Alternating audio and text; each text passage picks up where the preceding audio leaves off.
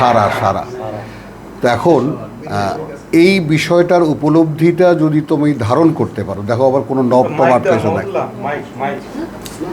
যদি ধারণ করতে পারো, বুঝছো, একটু কৌতূহল যদি বোধ করো যে সেই জীবনটা কীরকম, যেই জীবনের কোনো শেষ নাই,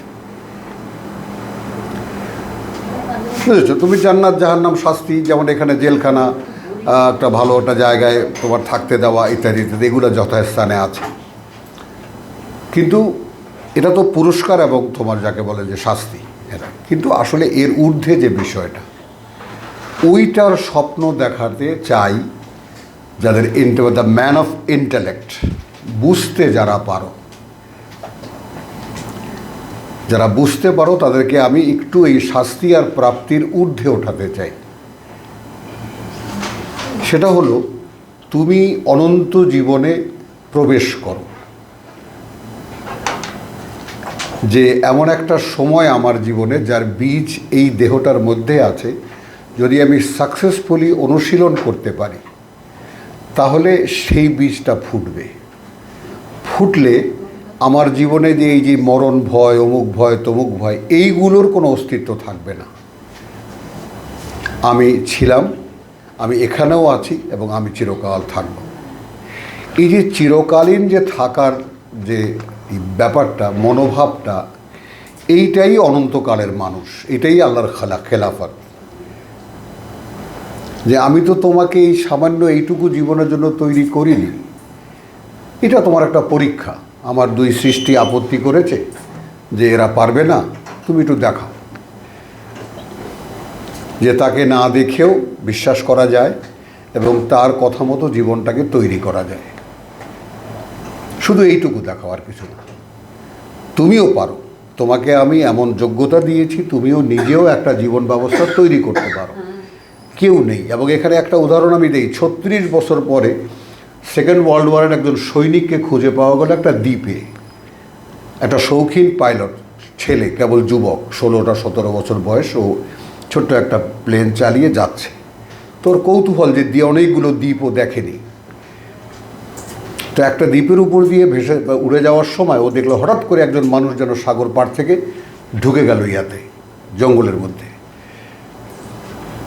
সেটা গিয়ে ওর স্যারকে বলেছে, দেখো আমার গা শিরশির করে। তো স্যারকে বলেছে, স্যার বলেছে যে না, এটা হতেই পারে না, ওখানে কোনো মানুষ আসবে কোত্থেকে, কীভাবে সম্ভব? নানান মিটিং সিটিংয়ের পরে ও বলে, স্যার আই এম শিওর,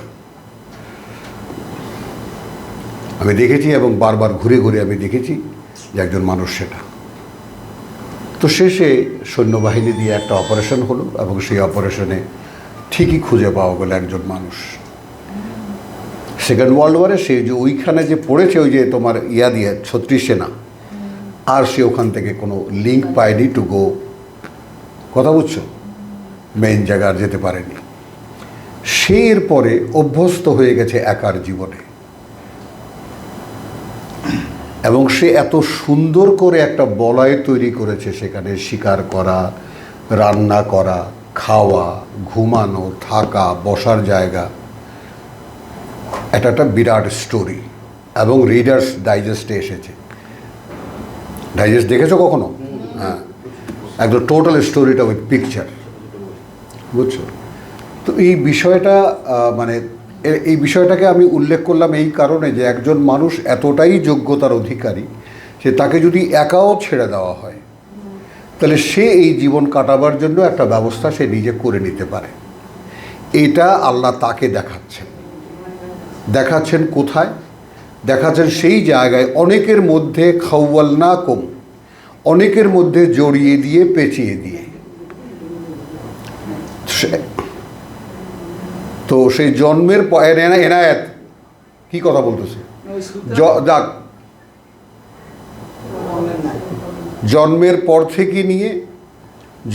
পর থেকে নিয়ে কথাটা বুঝছো, যে আমরা একটা মা, বাবা, ভাই, বোন, পরিবার, পরিজন, গ্রাম, সমাজ, এই যে একটা পরিমণ্ডলের মধ্যে আমরা গড়ে উঠি, এইখানে তুমি নিজের একাকে আবিষ্কার করতে পারো কিনা। এর চাইতে দুরূহ পরীক্ষা আর কিছু হতে পারে না। ইউ আর অ্যালোন, কেউ নেই তোমার। এমনকি লিমনও নাই। বুঝেছো? এই যে দেখছো যেটা মিথ্যা। তো এইভাবে যদি একাকে আবিষ্কার করতে পারো কেন এই কথাটার অবতারণা, তবে তুমি আমার একাকিত্বকে বোধ করতে পারবা। মাইন্ডেড, আমি যে একা একা সৃষ্টি করেছি সব, এই জায়গাটাই তোমাকে আসতে হবে। একটু প্লিজ খেয়াল করো, লা ইলাহা ইল্লাল্লাহ এর মানেটা কি? ইলাহুন ওয়াহেদুন, ইলাহা ধারাবাহিকতার আমরা কেবল শেষ করেছি। এইটা মানুষের সামনে সবচেয়ে দুরূহ পরীক্ষা, যেটা ফেরেশতারা বলেছে নাহানু নুসাব্বিহু বিহামদিকা। মানুষের খেলাফত যখন ঘোষণা করলেন আল্লাহ, ইন্নী জাইলুন ফিল আরদে খালিফা, আমি একটা পৃথিবীতে আমি একজন আমার প্রতিনিধি নিয়োগ করতে যাচ্ছি, তখন ফেরেশতারা বলল আতাজালু ফিহা মান ইউফসিদু ফিহা, তাকে নিয়োগ করবেন যারা সেখানে বিপর্যয় সৃষ্টি করবে, ওয়াইয়াসফিকু দিমা এবং রক্তপাত করবে। তাহলে কতটা দূরদর্শিতা তাদের আছে। একটু ছোট করে দেখা যাবে কি? যাবে না। আমাদের হুজুররা মানে ফেরেশতাদেরকে রোবট বানিয়ে দিয়েছে। নো, ইন্টেলিজেন্সের দিক থেকে মানুষ, ফেরেশতা আর জিন সমান। কারণ সমান উপযোগী করে একজনকে এক একটি কাজের জন্য দায়িত্ব দেবেন বলে তিনি একটা প্ল্যান করেছেন। সেইখানে মাটির পৃথিবীতে প্রতিনিধিত্বের জন্য মাটির ফ্রম দ্য আর্থ ক্রাস্ট, মাটির উপাদান দিয়ে তৈরি মানুষ, যা ফেরেশতাও নয়, যা জিনও নয়। এরা পার্শিয়াল ম্যাটেরিয়াল দিয়ে তৈরি। আগুনকে ভাঙলে কয়টা উপাদান দেখা যায়? আর ফেরেশতারা তো সর্বৈভ আলো, আল্লাহ নূরুস সামাওয়াতি বলার, তিনি নিজ অস্তিত্ব যা দিয়ে তিনি তা দিয়ে তৈরি করেছেন তার সহযোগীদেরকে। ইতিবাচক তারা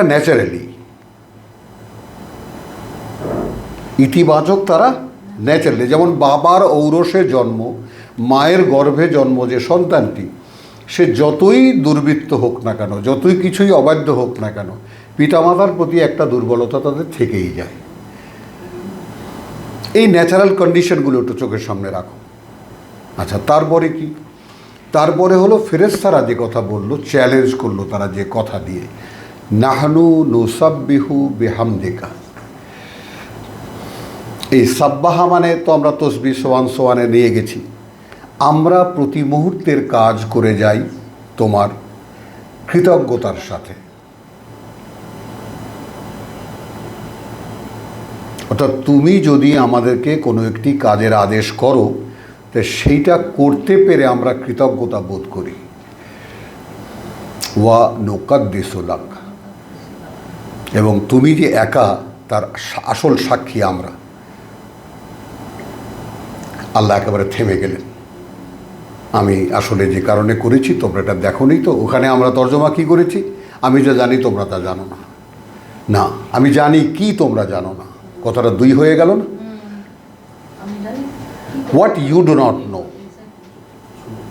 অর্থাৎ এখন তো প্লে হয়নি, ব্যাপারটা প্লেই তো হয়নি, যে মানুষ কি কারণে তৈরি করা তাকে তো দেখানো হয়নি, তোমরা দেখোনি তো। তোমরা একটা মাটির মূর্তি, একটা মাটি দিয়ে তৈরি ইবলিস ডিনাই করেছে, এগুলো দেখে তোমরা রিয়াক্ট করেছো। তোমরাও আসলে রিয়াক্টই করেছো।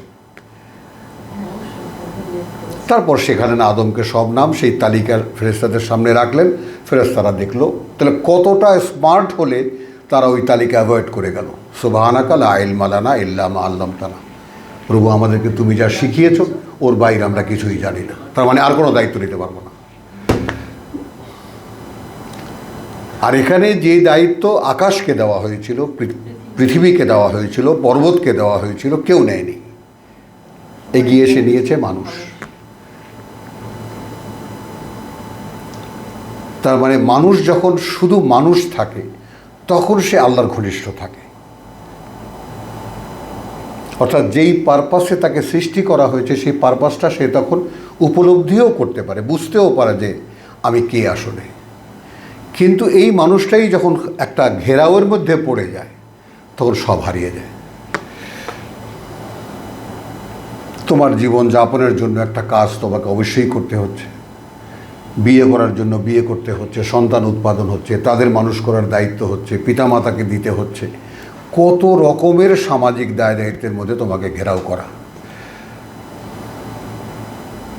এখন এইগুলোকে তুমি মিথ্যা মনে করতে পারবা? বলছেন তো তাই, বলছেন তো তাই। আমাদের 8 ভাই, মনে করো 2 বোন। এক ভাই সারা জীবনকে বসিয়ে খাইয়েছি আমরা, সে ভাই যেন মেন্টালি এতটুকু হেও না মনে করে তার অসুস্থতার কারণে, সেজন্য তার পাওনাটা সবসময় আমরা সবার চেয়ে বেশি দিয়েছি। বিয়ে করেছে, তার সন্তানরা আছে, কিন্তু ইনঅ্যাক্টিভ, করে না কিছুই। তো এও তো, তারও তো জীবন চলছে, আর আমরা সবাই খেটে খুঁটে মরে যাচ্ছি। হ্যাঁ, বুঝেছো? তো এইভাবে পৃথিবীর যদি তুমি আসলে কর্মশক্তি তুমি যদি দেখো, কাজ করে কজন লোক, তাই না ভাই? তুমি তোমার কি, আমার ভাই খাওয়াইয়া 16 জন, আমাদের দেশি ভাষায় বললাম। তার মানে 16 জনের ভরণ পোষণের দায়িত্ব আমার উপরে। 7 জনের, 8 জনের, 2 জনের, 5 জনের। একজন কামাই করে, বাকিরা বসে বসে খায়। তোমরা তো বসে খাওয়া যাক, তোমরা আবার কথা বলো, বুঝছো কথাটা? তো এই যে এই ব্যাপারটা, সেই ব্যাপারগুলোকে সামনে নিয়ে কথা না ছড়াই, স্বপ্নটা দেখতে হবে যে আসলে এখন যে জীবনটাকে আমি দেখতে পাচ্ছি, এইটা আমার জীবন না। একদম নিট, একদম র ল্যাঙ্গুয়েজে তুমি এটাকে ভাবো। তাই না? আমি একদিন জানতাম না, পৃথিবীর কোনো সোর্স, কোনো শিক্ষা দীক্ষা, কোনো গুরু এ কথা আমাকে বলেনি।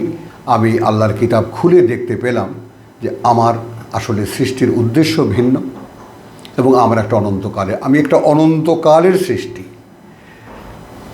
এখানে এই লাইফটা একটা artificial life and artificial death. এই জীবনটাও জীবন নয়, এই মৃত্যুটাও মৃত্যু নয়। তো আমি আগে যেখানে ছিলাম সেখান থেকে আমাকে এখানে পাঠানো হয়েছে। এটা একটা জীবন মৃত্যু, এটা একটা প্রসেস।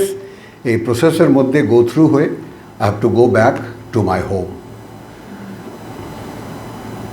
এই ব্যাপারটা, এই প্লটটা যদি তোমার চোখের সামনে থাকে, তবেই এই জীবনটা তুচ্ছ হয়, আর নাহলে হয় না। যে কোনোভাবে এই জীবনের মেজর তুমি কমাতে পারবা না।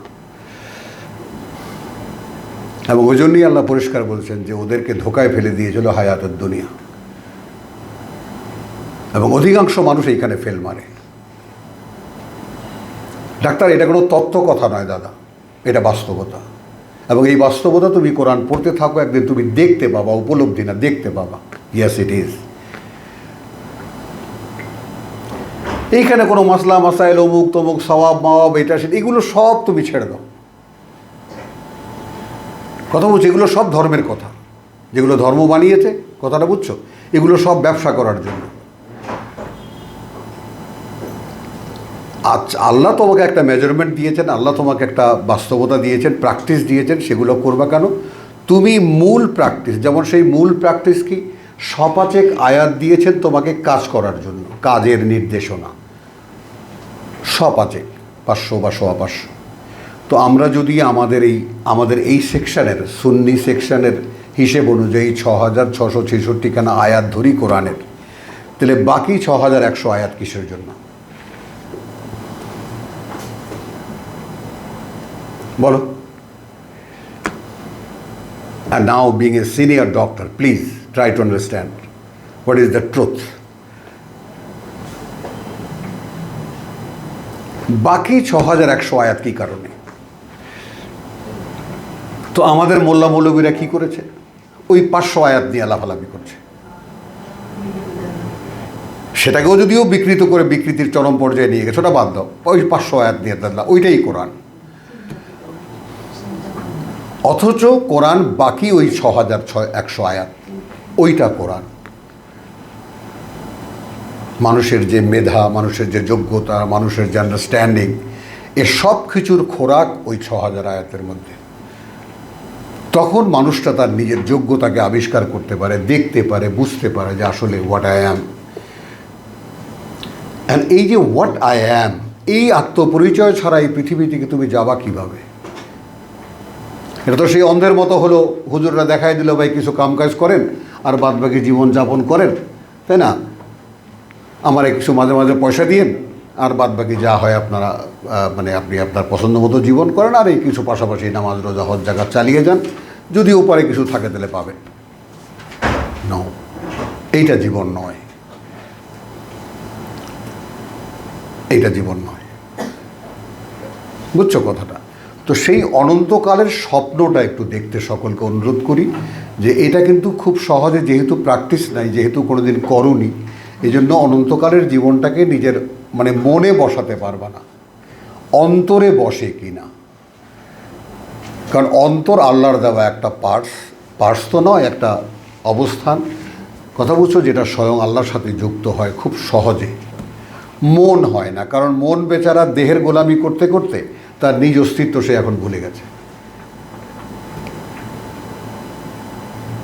মনের একটা স্বতন্ত্র অস্তিত্ব ছিল, সেখানে 3টি তার শাখা আছে, তাই না? নফসে লাওয়ামা, নফসে আম্মারা, নফসে মুতমাইন্না, কিন্তু তার একটাকেও আমরা চিনি না।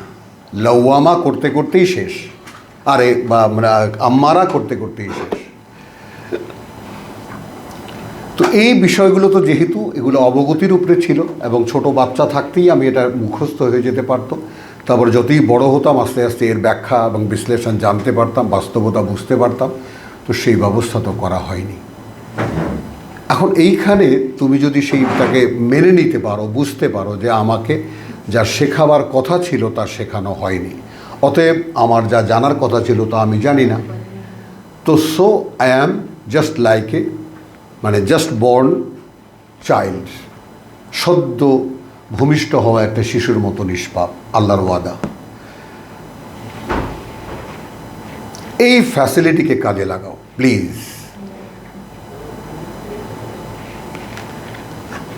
এত বড় সুযোগ পাওয়া যায় না, যেহেতু জানতে না কোনো অপরাধ নেই, জেনেছো যখন তখন কি করছো। এই তাহলে কি হয়, ধ্যানে জ্ঞানে মনে চিন্তায় ভাবনায় চলে আসে আমার আসল বাস্তবতা। বুঝছো কথাটা? সেখানে এর পরে কোথায় কি হবে না হবে এগুলো না, আসলে বিষয়ের মূল স্বপ্নটা হলো যে আমি মরার জন্য আমাকে বানানো হয়নি। আমাকে কিছুদিন এই আলু ভর্তা ডাল খাইয়ে এরপরে আমাকে মেরে ফেলবেন, এই জন্য আমার জীবনটা নয়। আমি স্বয়ং সৃষ্টিকর্তার খলিফা, তার নিজ প্রকৃতির উপরে আমাকে সৃষ্টি করা হয়েছে, যাইতেই ব্যাপার। আমি আমার আত্মসম্মান বোধ জানি না, ব্যাস এটা না জানার কারণে আমি শেষ হয়ে গেছি। তো এটার যখন সূত্রটা আমার কাছে এসেছে, বিং এ স্মার্ট ম্যান, সচেতন একজন মানুষ হিসেবে দাবি এটাই যে তুমি তোমাকে খুঁজে বার করো। কি বলেছিলি মন? তোমাকে খুঁজে বার করো।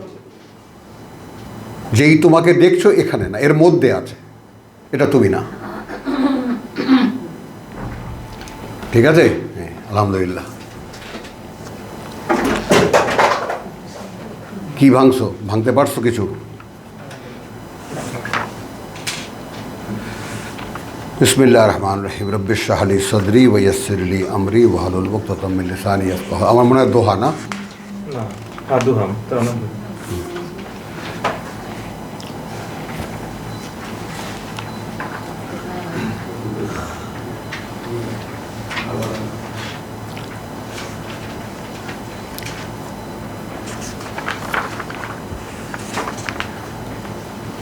আমরা মানে খেয়াল করবা, এর আগে গত সপ্তাহে আমরা আমাদের যে মানে প্রাথমিক যে একটা শেষ পাড়ার সূরাসমূহ তেলাওয়াত হয় ভাই আমাদের মাহাদির অনুরোধে, এটা তার জন্য, কারণ আমাদের এটা তেলাওয়াত অন্যভাবেও আছে, তো এটা তার জন্যই তেলাওয়াতের বিষয়টা। হ্যাঁ, আমরা একটু বিশেষভাবে যেখানে যেখানে সংযোগ হয় সেগুলোকে নিয়ে আমরা তেলাওয়াত করি। তো লাইলকে দেখো, ওয়াল্লাইলে ইদা ইয়াগশা ওয়ান নাহারে ইদা তাজাল্লা, শপথ রাতের, শপথ দিনের। শেষ করা হয়েছে ওয়ামা শেষ করা হয়েছে, এটা আমরা অনেক বড় একটা ব্যাখ্যা সাপেক্ষ জিনিস, আমরা যাব না এই সূরা। এর পরে যেটা এসেছে এটা সূরা দোহা এবং ইনশিরাহ, এই দুখানা সূরা একটা জোড়া। শেষ পারার প্রত্যেকটি সূরা বিশেষ করে একটি করে জোড়া, দুটি সূরা একটি করে জোড়া, কোথাও কোথাও দুটি সূরা একটা জোড়া, তৃতীয় সূরাটি তার উপসংহার বোঝো, তার উপসংহার এভাবেও আছে। বুঝতে চেষ্টা করো কথাটা। তো তাহলে এখানে আমরা তোমার দেখো, যেমন এই জিনিসটা একটু নমুনাটা দেখে নাও, সূরা শামস এবং সূরা লাইল।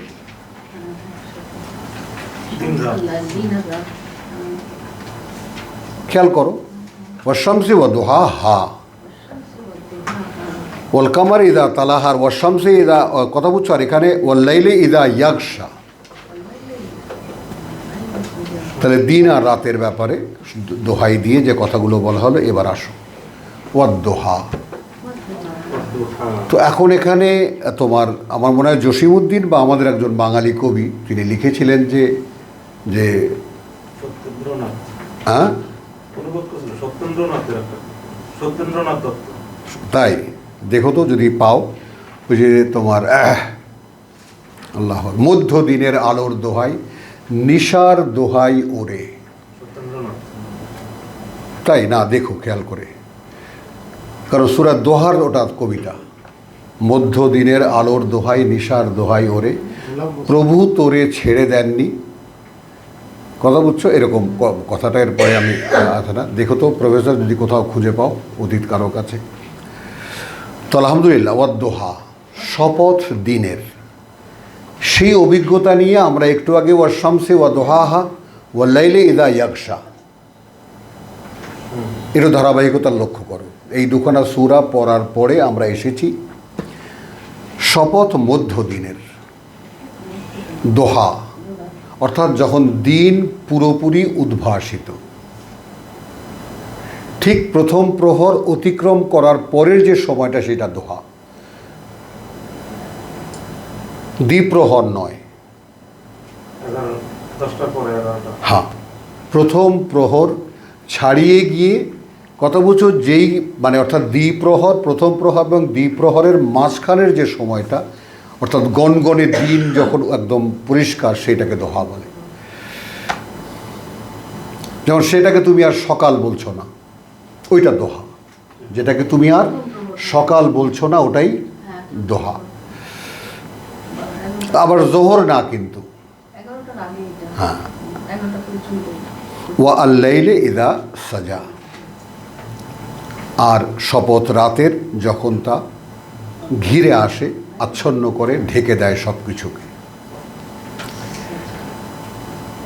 এইটে রাত, দিন এবং রাতের দুটো শপথ করা হলো কি বোঝাতে?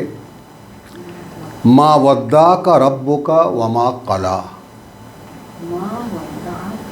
পরিত্যাগ করেননি তোমার প্রতিপালক, আর না তিনি তোমার প্রতি অসন্তুষ্ট হয়েছে।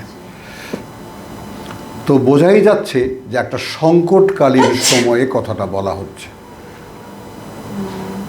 ব্যাখ্যা তাফসিরে যাব না, যতটুকু উদ্ভাসিত এখান থেকে বোঝাই যাচ্ছে যে একটা সংকটকালীন সময়ের বলা হচ্ছে যে না, ছেড়েও দেননি, পরিত্যাগও করেননি, অসন্তুষ্ট হননি। চতুর্থ আয়াতে বলা হচ্ছে ওয়া লাল আখিরা। এখন দেখো যে লাম, এখন এটা নিশ্চিত যে পরবর্তীটা, এই আখেরা মানে সেই আখেরাত না, এই আখেরা মানে পরবর্তীটা খায়রুন, ভালো তোমার জন্য, লাকা মিনাল উলা, যে কোনো আগের থেকে, অর্থাৎ তোমার প্রথম অবস্থা থেকে পরবর্তী অবস্থাটা ভালো হবে। ওয়ালা সাউফা ইউতিকা রাব্বুকা ফাত্তারদা, ইউতিকা এবং অচিরেই তোমাকে দেবেন, ইউতিকা দান করবেন তোমাকে তোমার প্রতিপালক, যা পেয়ে তুমি ফা তারদা, যা পেয়ে তুমি সন্তুষ্ট হয়ে যাবে। ফা তারদা, যা পেয়ে তুমি, ওই ফায়ের মধ্যে যা পেয়ে তুমি সন্তুষ্ট হয়ে যাবে। এই যে ব্যাপারটা, এই ব্যাপারটার সাথে আমরা একটা আয়াতকে লিঙ্ক করতে চাই, সেটা হলো সূরা বাকারার 153। সেখানে আমাদেরকে শেখানো হয়েছে, যেও না, দরকার নেই, যেও না, শুধু শুনে রাখো। তো সেটা আমরা বলতে চাই এই কারণে যে বিশ্বাসীর যে কাফেলা, বিশ্বাসীদের যে কাফেলা এইখান থেকে গিয়ে হিজরতের পরে মক্কায়, গল্পের মতো শোনাই তোমাদেরকে, মক্কায় যখন গুটি কয়েক মানুষ, শখানেক মানুষ জড়ো হলো এবং সেখানকার স্থানীয় কিছু মানুষ মিলে, দুয়েক তিনেক মানুষ যখন একটা ছোট্ট একমতে মিলিত হলো, এখনও একটা সমাজ হয়নি, একমতে মিলিত হলো, পরস্পরকে জানতে পারলো যে তুমি যা ভাবো আমিও তাই ভাবি। ঠিক এই জায়গাটায় যখন হলো, অর্থাৎ যেটাকে মানে আরবি ভাষায় যে শব্দটা মূলত উম্মাহ, এই জায়গাটায় ব্যবহৃত হয়, কথা বুঝছো? তো তখন দেখা গেল ইয়া আইয়ুহাল্লাযীনা আমানু, সূরা বাকারায় প্রথম সম্বোধন সম্মিলিত, ওহে তারা যারা বিশ্বাস এনেছ, ও হু যারা আর বিলিভ, যারা বিশ্বাস এনেছ, ও ইউ হু বিলিভ, হ্যাঁ, যারা বিশ্বাস এনেছ। ইস্তাঈনু বিস-সাবরি ওয়াস-সালাত, ইস্তাঈনু বিস-সাবরি ওয়া ইয়্যাকা না'বুদু ওয়া ইয়্যাকা নাস্তাঈন, তোমার গোলামি করব, অতএব সরাসরি তোমার সাহায্য চাই। তো এখন বলা হচ্ছে যে তোমরা যে সাহায্য চাইবে আগেই বুঝে নাও, আমি না দেওয়া পর্যন্ত অস্থির হতে পারবে না।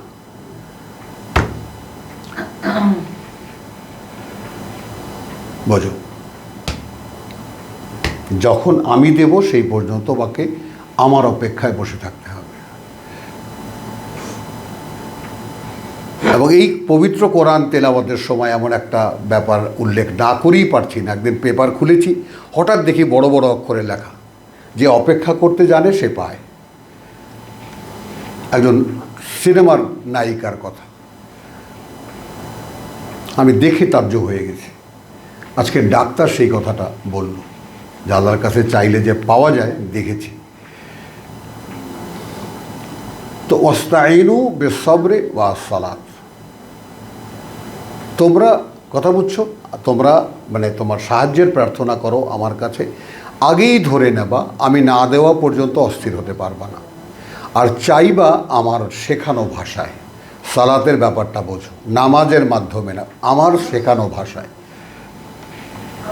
মানে এত বড় একটা কোরআন কি কারণে দেওয়া হয়েছে? আল্লাহর সঙ্গে কথা বলার জন্য। আমরা দেখেছি সৌদি আরবে যারা যাবে, কি ডিকশনারি চলতো, ছোটোখাটো উল্টা পাল্টা লেখা, যখন প্রথম 80-র দশকে সব আরবে যায়, দুবাই যাব, একটা হেবক হয়ে গেল। তখন আরবি কথাবার্তার, আরবিতে কথাবার্তা, আর এই মানুষ কেনে। এখন ইন্ডিয়া, আমেরিকা যাওয়া লেখাপড়া করতে তোমার জিআরই পড়তে হবে না, IELTS দিতে হবে না। তো এই সিম্পল ব্যাপারটা যে আমি বাংলায় বললে কি আল্লাহ শোনেন? নিশ্চয়ই শোনেন, সব কিছুই তিনি শোনেন, তিনি আমাদের কাছেই আছেন। কিন্তু তার সাথে, কারণ এখানে লিঙ্ক যেহেতু ফেরেশতারা, সেহেতু তারা অন্য কোনো ভাষায় বললে তারা ওটা নেবে না, যেহেতু তারা অন ডিউটি। এটা নিয়ে কোনো তর্ক করো না। যেমন মনে করি যে উচ্চশিক্ষা গ্রহণ করতে গেলে যেমন ইংরেজি লাগে, বাধ্য কিনা আমরা। ডাক্তারি পড়েছো কিসে? বাংলায় পড়েছো? তাহলে তো এইটা আল্লাহ তাআলার একটা মানে বাধ্যবাধকতা, সমস্ত পৃথিবীর মানুষকে centre of the earth, Mecca নগরী বা আরব দেশ, তার ভাষাভাষী সেই ভাষাকে চুজ করেছেন শেষ কিতাবের জন্য, যাতে সমস্ত ওয়ামান হাউলাহা, সমস্ত পৃথিবীকে তিনি ঘেরাও করবেন, সমস্ত পৃথিবী, তাই না? তার সঙ্গে লিঙ্ক করতে গেলে একটি দিক মক্কা আর একটি ভাষা আরবি। তোমার এই যে বাংলা ভাষা, এটাও তিনিই তৈরি করেছেন। আর এই দৃষ্টান্ত সামনে রেখেছেন যে তোমরা যেমন এক ভাষা থেকে আর এক ভাষায় শিখতে বাধ্য হও কোনো একটা অর্জনের জন্য, তখন আমাকে অর্জনের জন্য কি করছো? ব্যাস। তো আমার ভাষায় আমার সাথে এই কারণে এই কথাটা আবার করে বলা, ইয়া আইয়ুহাল্লাযীনা আমানু কুলু কাওলান সাদীদ। কোন সূরায়?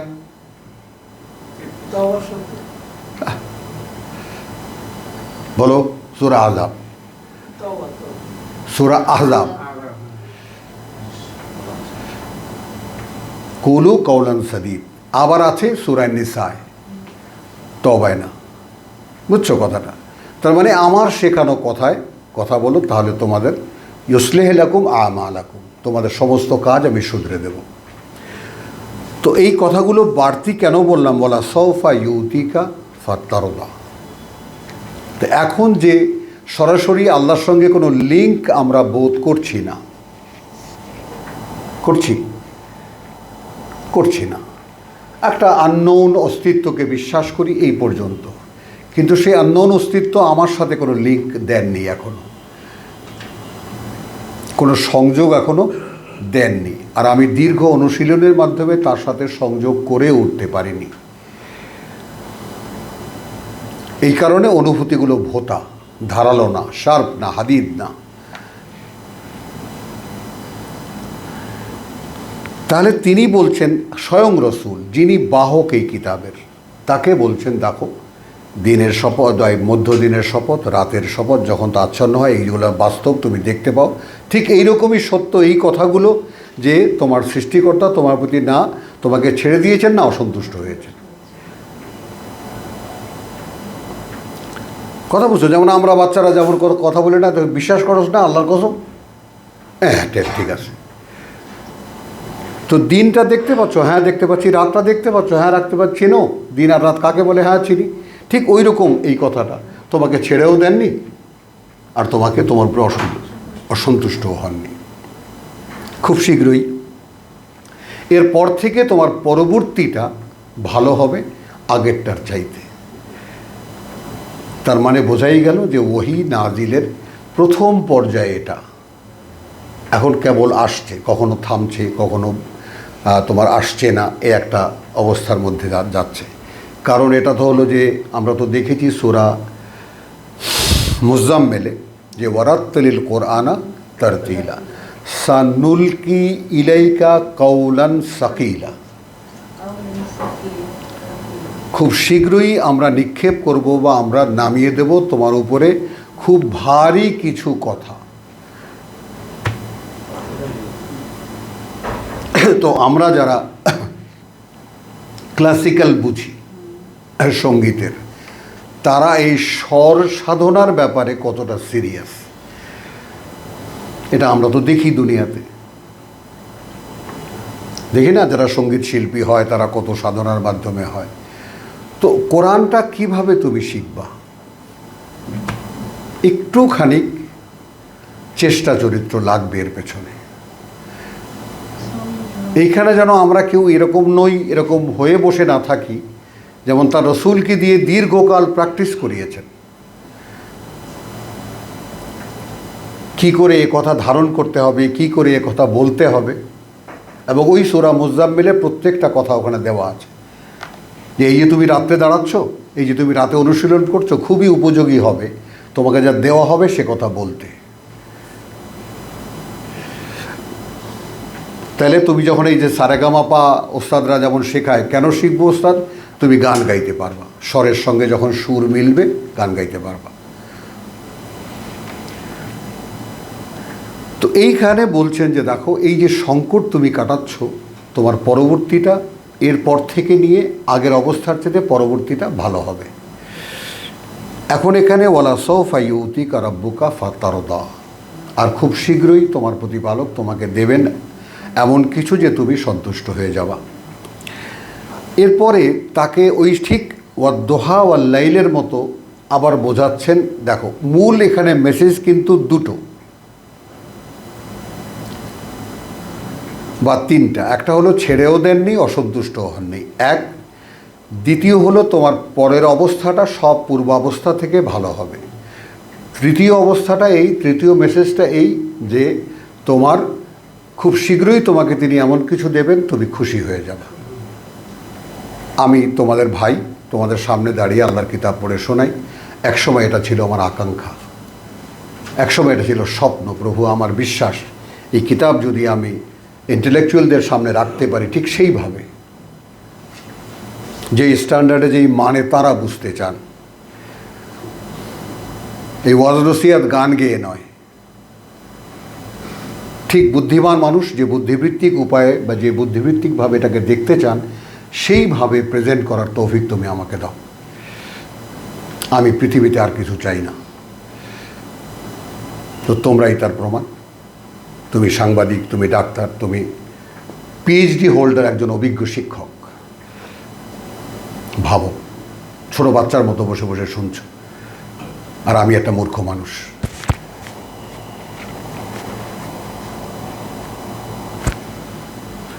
তাহলে তিনটি মেসেজ হোল্ড করো সূরা দোহা থেকে, যে একটা হলো এই যে ছেড়েও দেননি আমাকে আর আমার প্রতি অসন্তুষ্ট হননি।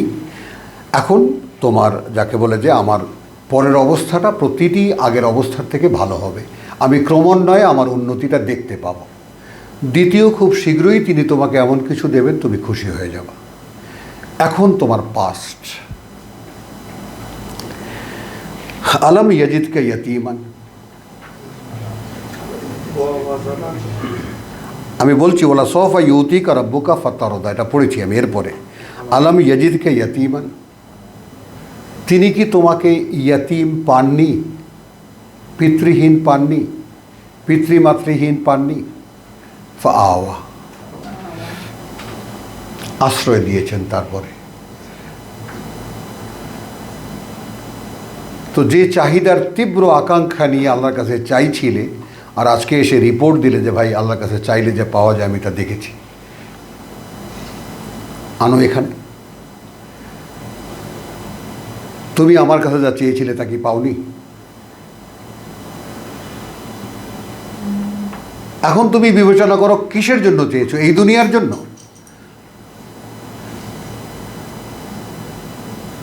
এখন যদি তুমি চাওয়াটা ঠিক মতো চাইতে পারো, প্রভু আমি সন্তুষ্ট, আমি চেয়ে ভুল করেছি, এখানে তুমি দিয়েছো, কারণ এখানে তোমাকে যত উন্নতি তিনি দেবেন অত ফাঁসবে তুমি, অত বড় হবে, অত আয়োজন হবে, অত ফাঁসবে তুমি এই পৃথিবীর জীবনে, অত আটকা পড়ে যাবে তুমি পৃথিবীর জীবনে। So mind it. তো ওয়ালা সওফা ইউতিকা রাব্বুকা ফাতারদা, আচ্ছা ইন্দা আলম ইয়াজিদকা ইয়াতীমান ফাআওয়া ওয়া ওয়াজাদাকা দাল্লান ফাহাদা, ওয়া ওয়াজাদাকা দাল্লান ফাহাদা, ফাহাদা, হ্যাঁ, তিনি তোমাকে দেখতে পেয়েছেন যে তুমি পথ খুঁজছো।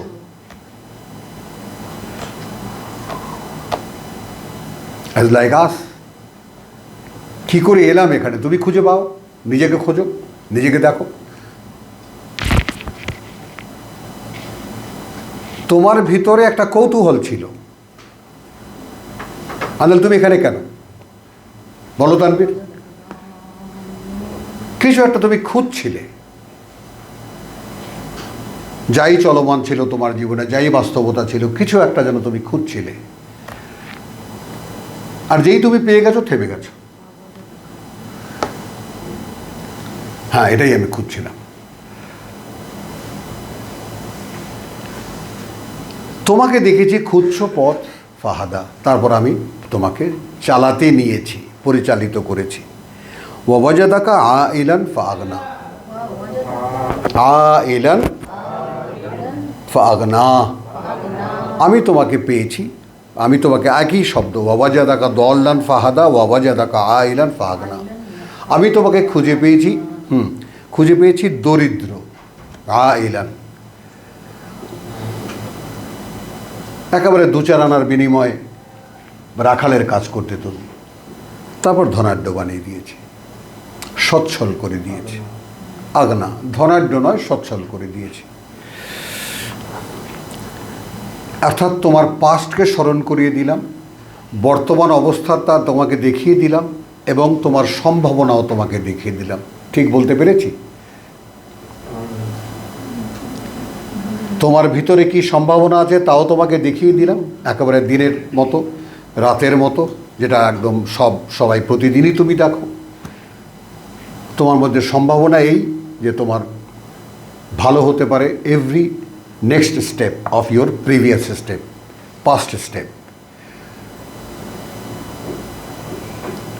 তারপরে কি, এবং সেই যে তুমি যদি আমার দিকে চলো তাহলে আমি তোমাকে তোমার প্রত্যেকটি নেক্সট স্টেপ তোমার ভালো করে দেবো আগের পদক্ষেপ চাইতে। অতএব এখন তোমাকে কি হবে, সহসাই তিনি দেবেন, তুমি সন্তুষ্ট হয়ে যাবে। এখন তুমি দেখো যে ওয়াজাদাকা দল্লান ফাহাদা, তোমায় খুঁজে পেয়েছি, পথ খুঁজছ, আর তিনি তোমাকে চালিয়েছেন এবং তিনি তোমাকে দরিদ্র পেয়েছেন, তিনি সচ্ছল করে দিয়েছেন। এখন করণীয় কি? এবং বিস্ময়কর ব্যাপার হলো যে এই করণীয়টাই পৃথিবীতে সমস্ত বিপর্যয়ের একটা কারণ। ইয়াতিম যদি আশ্রয় পেত,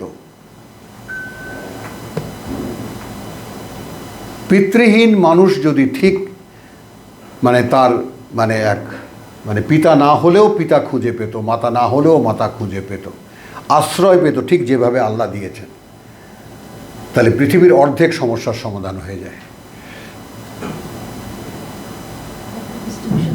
হ্যাঁ, তুমি যদি, অতএব তোমাকে আম্মাল ইয়াতিমা ফালা তাকহার, কোনো অনাথকে দেখতে পেলে তুমি তখন তাকে, কথা বুঝছো? হ্যাঁ, কঠোর কোনো আচরণ করো না তার সাথে। কাহার ফালা তাকহার, ও আম্মা সাইলা ফালা তানহার, আর তার কথা যে তোমার কাছে চাইতে আসে তাকেও তুমি ঝাঁকিয়ে কথা বলো না, দূর দূর করে তাড়িয়ে দিও না।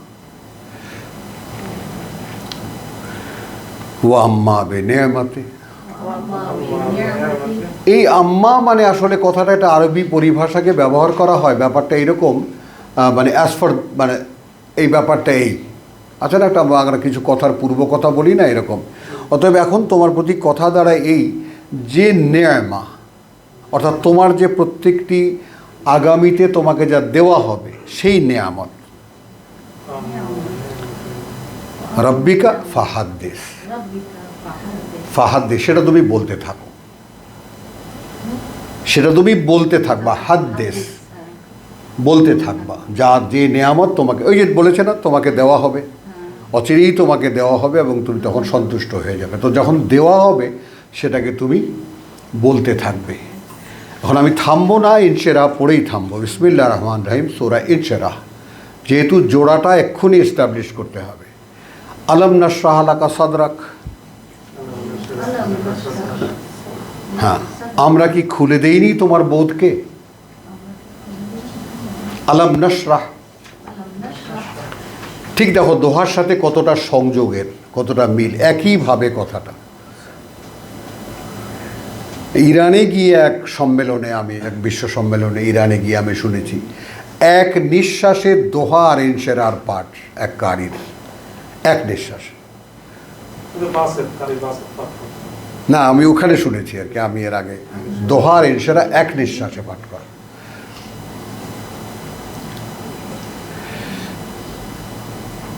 তো আমরা কি খুলে দেইনি? আলম নাশরাহ লাকা সাদরাক, তোমার বুঝকে, তোমার বোধকে, তোমার বুক। ওয়াদানা আনকা ওয়িজরাক, এবং নামিয়ে দিয়েছি তোমার হতে তোমার বোঝা। কীরকম বোঝা? আল্লাযী আনকাদা যাহরাক, যে বোঝাটা ভেঙে দিচ্ছিল তোমার পিঠ। আনকাদা যাহরাকা, তোমার পিঠ, তার মানে ওয়াদানা আনকা, এবং নামিয়ে দিয়েছি আমরা তোমার থেকে, উইজরাকা, তোমার বোঝা। আল্লাযী আনকাদা যাহরাকা, যে বোঝা আল্লাযী আনকাদা ভেঙে দিচ্ছিল, গুড়িয়ে দিচ্ছিল তোমার পিঠ। হ্যাঁ, তার মানেটা কি? তার মানে এখানে ওই যে গল্প আনতেই হয়, সামান্য একটু বলি। যখন ওহী বলছিলেন হঠাৎ করে বন্ধ হয়ে গেল, এখন আর কিছু বলতে পারছেন না।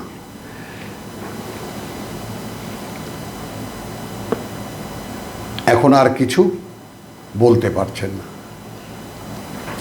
এই জায়গাটায় সূরা আরাফের একখানা আয়াত আমি দেখাবো তোমাদেরকে। প্রথম আয়াত,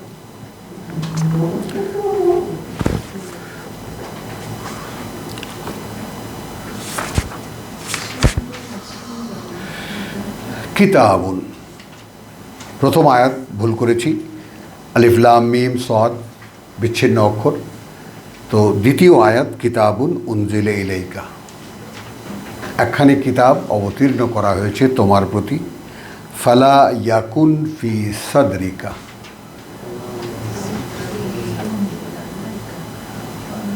যেন না হয় ফি সাদরিকা, ওই সাদরাককে দেখো,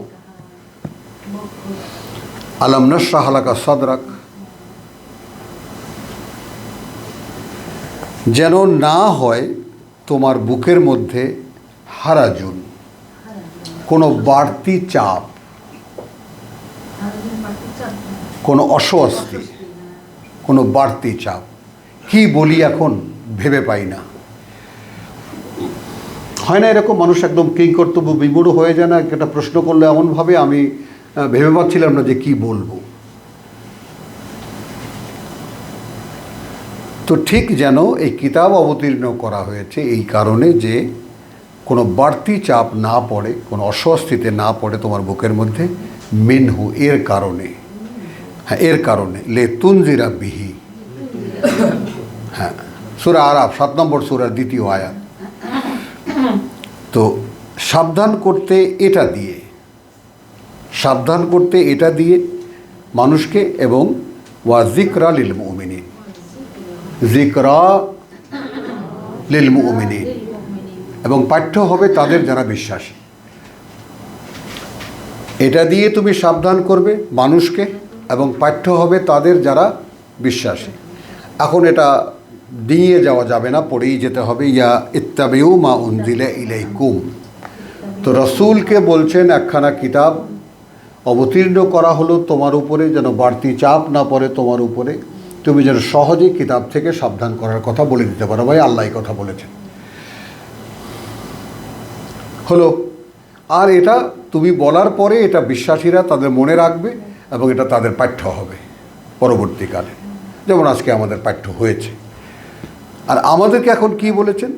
যে তোমরা মেনে চলবে তাই যা অবতীর্ণ করা হয়েছে তোমাদের প্রতি। এইরকম এক্সপ্রেসিভ আয়াত কোরআনে থাকার পরেও ইসলামের নামে কোনো ধর্ম তৈরি হতে পারে? ভাবো, যে কিতাব আমাদের কিতাব বলে আমরা অহংকার করি, দাবি করি, রাসূলকে বলেছেন কোনো বাড়তি চাপ তোমার উপরে না পড়ে, এই জন্য কিতাব অবতীর্ণ করা হয়েছে, এটা দিয়ে সাবধান করবে, এবং পাঠ্য হবে তাদের যারা বিশ্বাস করবে, তাদের মনে থাকবে, তারা মনে রাখতেও পারবে। দ্বিতীয় কথা এই যে তোমাদেরকে বলছি, যাদের প্রতি নাজিল করা হচ্ছে এই বার্তাবাহকের মাধ্যমে, তোমরা মেনে চলবে শুধু তাই যা অবতীর্ণ করা হয়েছে তোমাদের প্রতি। ওয়ালা তাত্তাবিউ মিন দুনিহি আউলিয়া, মেনে চলতে যাবে না এই কিতাব ছাড়া যা অবতীর্ণ করা হয়েছে তোমাদের প্রতি, কোনো অলিয়া উলিয়া মানতে যাবে না। আসো,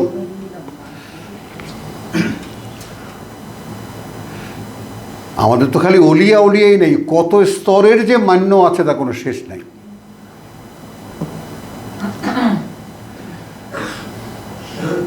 একেবারে কঠোরভাবে নিষেধ করেছেন কিনা? কোনো আঁকা বাঁকা, কোনো সূত্র, কোনো তাফসির, কোনো ব্যাখ্যার কোনো সুযোগ আছে সাংবাদিক? এবং বাড়তি কথা কি, কালিলাম মা তাযাক্কারুন, তবে তোমাদের মধ্যে তাদের সংখ্যা খুবই কম যারা এই কথাটা মনে রাখবা, যারা এই কথাটা মনে রাখবা। তো এখন রাসূলকে দেওয়া সেই কথা, যে ইন্টারভেলের পরে আবার ওয়াহির লিঙ্ক শুরু হলো, তখন তিনি বললেন আলাম নাশরাহ লাকা সাদরাক, আবার লিঙ্ক খুলে দেইনি বলো? তো এইভাবে যারা কোরআন চর্চা করে, আমরা যারা আমাদের মতো এই তেলাপোকা বা তাই না কি বলবো ছাড় পোকার মতো সাইজের মানুষ, তো তারাও মাঝে মাঝে এই ড্রপ আউট হয়। যেমন এখন ইদানিং শুনেছি কালের ভাষায় যে কম্পিউটার নাকি হ্যাং হয়ে যায়। এনিওয়ে আমি কি কারণ তার জানি না, হ্যাং হয়ে যায়, মানে হ্যাং হওয়া মানে কি, মানে কোনো কাজ করে না, ঝুলে পড়ে। তো আমরা যারা কোরআন নিয়ে প্র্যাকটিস করি তারা এটা দেখতে পাই, বেশ কিছুদিন পর পর হ্যাং হয়ে যায়, আসেও না যায়ও না, ভিতরে কোনো কাজ করে না, শূন্য, একদম বোকার মতো তাকিয়ে থাকি।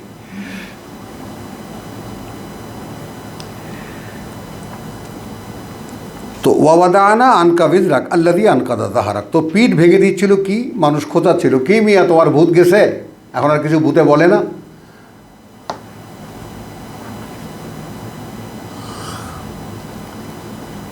মক্কায় তখন খুব চাউর হয়ে গেছে যে মোহাম্মদকে ভূতে পাইছে, ওরে জিনে ধরছে। জিনে কি সমস্ত কথা বলে, এই আবল তাবল কথাও মানুষকে বলে, আমাদেরকে বলে। তা এখন রসুলের কাছে যখন ওহী আসতো তিনি তো বুঝতেন ওহী আসছে। এখন এই ভদ্রলোক কী করেন যখন লিঙ্ক বন্ধ হয়ে যায়, এখন আর আসে না, তার কাছে এমন কিছুই নাই টু সে, বলার মতো কিছু নাই। এখানে অনেক কিছুই বলা যেতে পারে যে তুমি এই ওহীর বাইরে যে কিছু বলতে পারো না, তারও শিক্ষা এখানে।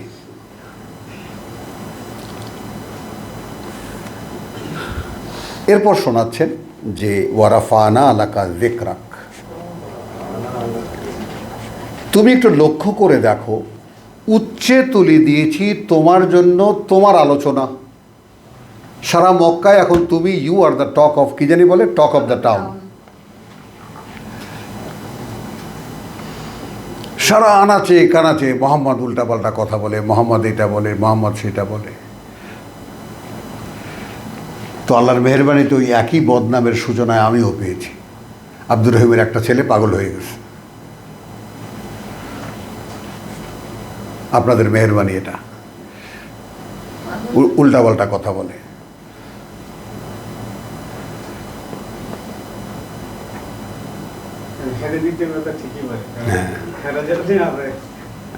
তাহলে ওয়ারাফানা আলাকা যিকরাক, এবং অনেক উপরে তুলে দিয়েছি তোমার জন্য তোমার আলোচনা। ফাইন্না মাল উসরি ইউসরান, এটা এই কারণে যে এই নিয়মটা তোমাকে শেখাতে, এই নিয়মটা তোমাকে শেখাতে, আমার পরিচালনার, এই পৃথিবী পরিচালনার এই নিয়মটা তোমাকে শেখাতে যে মাল উসরে ইউসরান,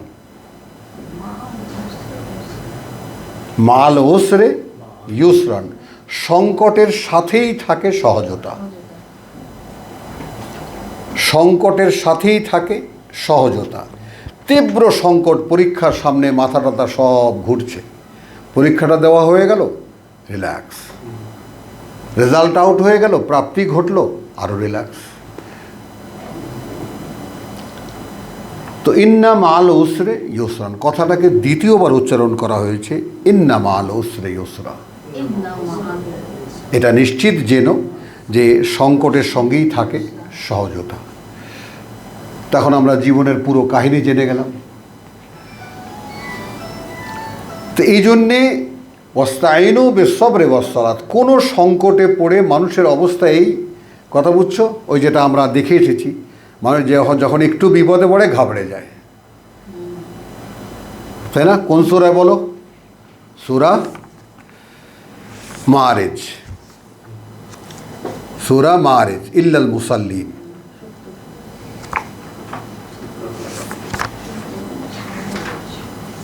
বাবা ইফাত মনে করতে পারো, এই যে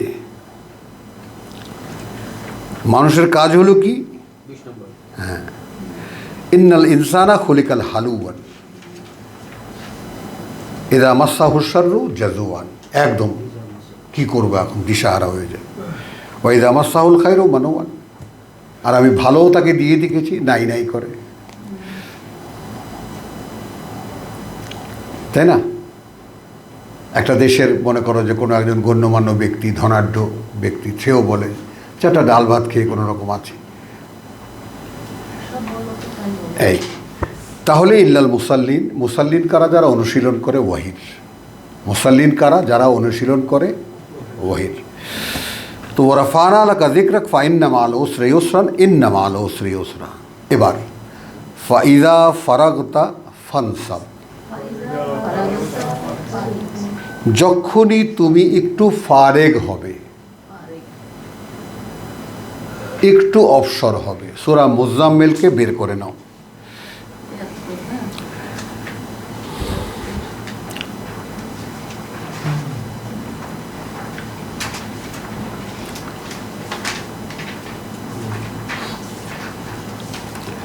সাত নম্বর আয়াত, ইন্না লাকা ফিন নাহারে সাবহান তাওয়িলা। হ্যাঁ, সারাদিন মান তোমার জন্য থাকে কর্মের দীর্ঘ তালিকা। সাবহান তাওয়িলা, ব্যস্ততা। দেখেছ সাবহান, সোয়ান সোয়ান না, সাবহান যে সাব্বাহাই ও সাব্বিহু, সাবহান যে সোয়ান সোয়ান না, এটা দেখেছ?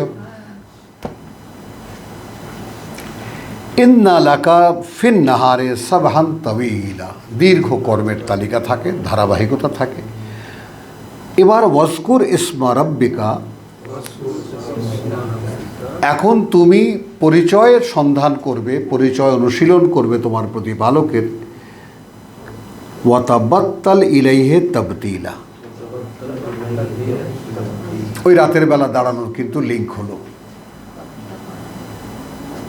এই ফারেগ হওয়ার বিষয়টা দেখো, দিনমান তুমি তো ব্যস্ত, আর রাতে কি? ইয়া আইয়ুহাল মুজাম্মিল কুমাল লাইল ইল্লা কালিল। বুঝতে পেরে হু বলেছো না আমদাজি হু বলেছো?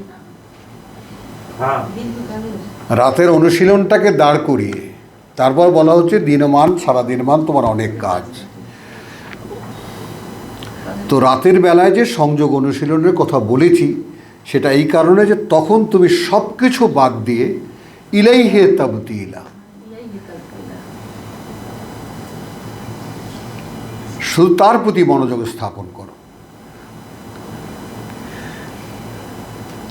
কথা বুঝছো? ওয়াসবির আলা মা ইয়াকুলুন, ওই যে ইন্না লাকা যিকরাক ওয়া রাফা'না লাকা যিকরাক। তো এখন দিনমান তোমার অনেক কাজ। হ্যাঁ, তখন এই জন্যে তুমি কি করবা? ফাইদা ফারাগতা, এই কর্ম থেকে যখনই তুমি একটু অবসরে যাবে, যখনই তুমি একটুখানি ব্ল্যাঙ্ক পাবে নিজেকে। আমরা তো ব্ল্যাঙ্ক পেলে একটু খেলা দেখি, একটু গান শুনি, একটু বিনোদন নেই। দেখো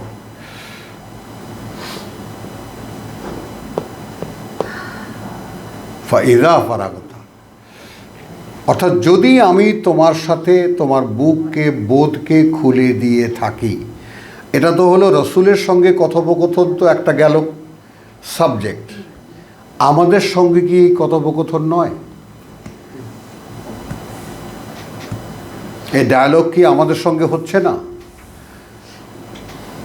তো কোরআন পাওনি, কোরআন পাইয়ে দিয়েছি। দিয়েছেন?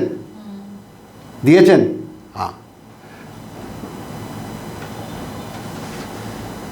এখন যে কোনো অবসরে আমাকে নিয়ে ভাবো, যেটা সূরা হজকে হজে বলা হয়েছে যে ওখানে তোমার কত ওয়ারকাউ ওয়াসজুদু ওয়াফআলুল খায়র, কথা বুঝছো? ওয়াজাহিদু ফিল্লাহি হাক্কা জিহাদিহি। তো ওয়াজাহিদু ফিল্লাহ, সর্বাত্মক চেষ্টা করে আল্লাহকে নিয়ে, অর্থাৎ আল্লাহর সাথে সংযোগ করতে। তাহলে ফাইদা ফারাগতা ফানসাব ওয়া ইলা রাব্বিকা ফারগাব, রাব্বিকা ফারগাব। এইখানে আবার সূরা বাকারা যাব 130 দেখাতে, সেখানে দেখাবো এই যে ওয়ামাই ইয়ারগাব,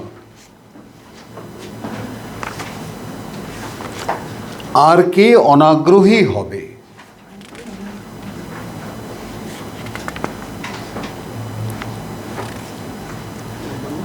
আন মিল্লাতে ইব্রাহিম, আন মিল্লাতা ইব্রাহিম, ইব্রাহিমের জীবন হ্যাঁ, জীবন নীতি হতে বা ইব্রাহিমের জীবনযাপন পদ্ধতি জীবন নীতির ব্যাপারে অনাগ্রহী হবে কে? ইল্লা, হতে পারে সে মানসাফেহা নফসাহু, 130 বাকারা।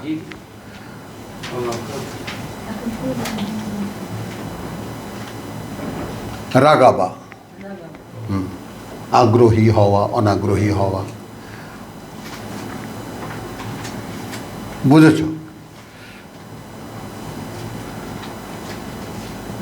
তো ওয়ামাই ইয়ারগাবান মিল্লাতে ইব্রাহিম ইল্লা মান সাফেহা নফসাহু। এখন তুমি কি তোমাকে বোকা বানাবা?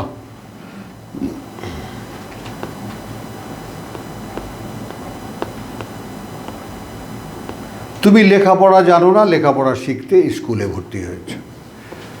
তুমি ওটা খেলতে জানো না, সেখানে সেই ক্লাবে ভর্তি হয়েছে। নিজেকে শেখাবার জন্য, নিজেকে শিক্ষিত করার জন্য কত কিছু তুমি করছো। তো ইব্রাহিমের একটা জীবন কাহিনী এই কোরআনে দেওয়া আছে, সেটার ব্যাপারে কোনো আগ্রহ বোধ করো কি?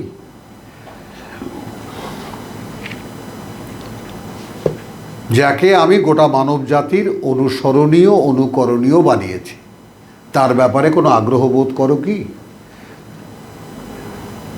তো যে করে না সে আসলে নিজেকেই নিজে বোকা বানায়। কি কারণে? ওয়ালাকাদ ইস্তাফাইনাহু ফিদ দুনিয়া, তাকে আমি বাছাই করে মনোনীত করেছি এই পৃথিবীতে। তো পৃথিবীকে যদি কেয়ামতের মাঠ হিসাবে গণ্য করতে পারি, যে এক পাশেই আছি, একটু পরে আমি যাচ্ছি, তাহলে কি দাঁড়ায়?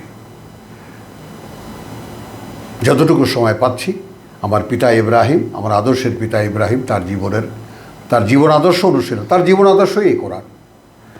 ইত্তাবিউ মিল্লাতা ইব্রাহিমা হানিফা ইন্নী ওয়াজ্জাহাতু ওয়াজহি লিল্লাযী ফাতারাস সামাওয়াতি ওয়াল আরদ হানিফ মা আনা মিনাল মুশরিকিন। তাহলে ইব্রাহিমের জীবন আদর্শ থেকে অনাগ্রহী হবে কে? হতে পারে সে যে সাফেহা নফসাহু ওয়ালাকাদ ইস্তাফাইনাহু ফিদ দুনিয়া ওয়া ইন্নাহু ফিল আখিরাতি লামিনাস সালিহিন।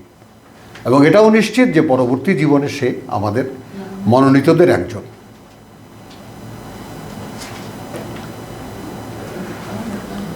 তো এই হলো সূরা ইনশিরাহ এর ফাইদা ফারাগতা ফানসাব, এবং একটি শব্দ যে ওয়া ইলা রাব্বিকা ফারগাব।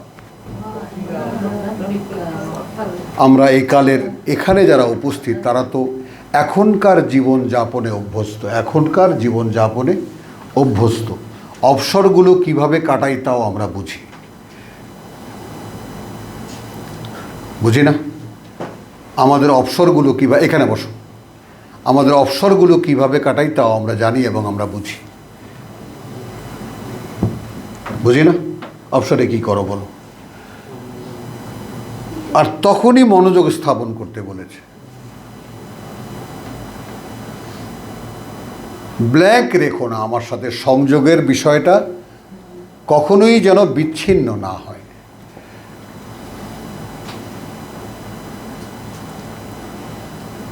কথা বোঝো নাই তো? এখনও যেমন ক্রিকেটের রেজাল্ট, ক্রিকেট খেলা, একটু আধটু চোখ বুলানো ছাড়তে তো পারিনি। কে হলো, কে জিতলো, লং টাইম খেলা দেখি না বটে, কিন্তু ওই স্বভাবের মধ্যে ঢুকে যাওয়া। তখন আমি বলি যে আল্লাহ একটু দেখে নিই। এই চিটিংবাজি এখনো এই বুড়ো কালেও চলছে, বুঝছো? আমি দুধের ধোয়া তুলসী পাতা নই। কথা বুঝছো? উঠে আসার যে কত চেষ্টা, কত কষ্ট, সারা দিন মান তুমি লেগে থাকো, তারপরেও পারবা না। কারণ ওই যে পিছনে ওস্তাদ আছে, তুমি 10 কদম আঁকাবা, উনি একটু এক টানে 11 কদম পিছনে নিয়ে যাবেন।